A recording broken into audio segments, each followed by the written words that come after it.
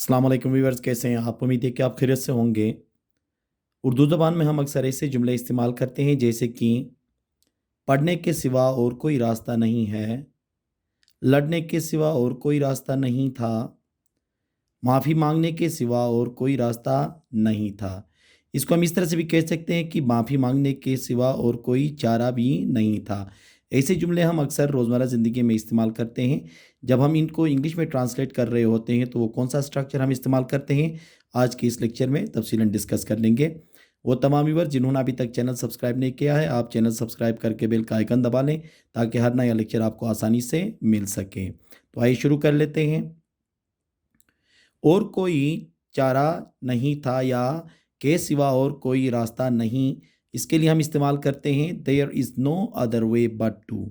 There is no other way but to, इसका इस्तेमाल करते हैं। इसका कुछ स्ट्रक्चर इस तरह से बनता है। There is no other way but to के बाद हम वर्ब की फर्स्ट फॉर्म, फिर उसके बाद ऑब्जेक्ट या तो अदर कोई भी वर्ड आ सकता है।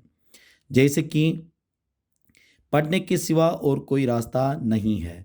पढ़ने के सिवा और कोई रास्ता नहीं है, इसको हम ये भी कह सकते हैं पढ़ने के सिवा और कोई चारा नहीं है। अब इसका ट्रांसलेशन होगा there is no other way but to read. There is no other way but to read. लड़ने के सिवा और कोई रास्ता नहीं था।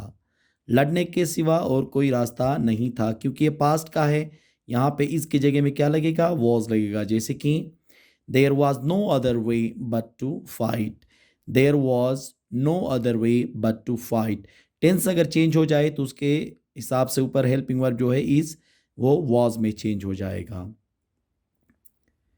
नौकरी करने के सिवा और कोई रास्ता नहीं है। नौकरी करने के सिवा और कोई रास्ता नहीं है। There is no other way but to do job. There is no other way but to do job. माफ़ी मांगने के सिवा और कोई रास्ता नहीं था।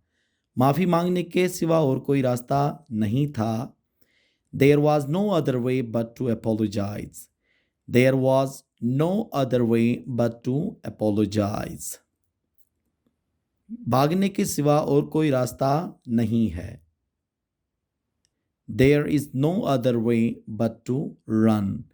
तो के सिवा कोई रास्ता नहीं या के सिवा और कोई चारा नहीं के जो जुमले इस्तेमाल होंगे उसके लिए there is no other way but to का इस्तेमाल किया जाता है और इसके बाद आप वर्ब की फर्स्ट फॉर्म इस्तेमाल कर सकते हैं।